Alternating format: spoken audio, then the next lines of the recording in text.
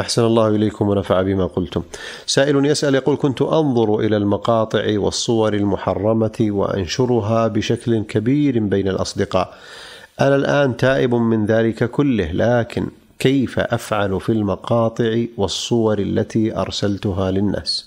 أولا، كونك تنظر إلى هذه المقاطع والصور المحرمة تأثم بذلك، ونشرها أشد، لأنه يكون عليك وزرها وزر من نظر إليها بسببك. لكن إذا تبت فالتائب من الذنب كمن لا ذنب له، وقد تبدل هذه السيئات حسنات، كما قال جل وعلا: إلا من تاب وآمن وعمل عملا صالحا فأولئك يبدل الله سيئاتهم حسنات.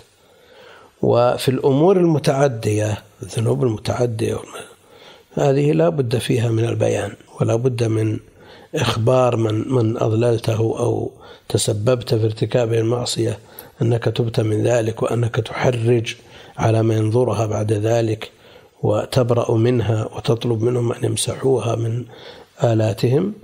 وما عدا ذلك فليس إليك، أنت لا تستطيع أن تلزم الناس، لكن البيان كافي.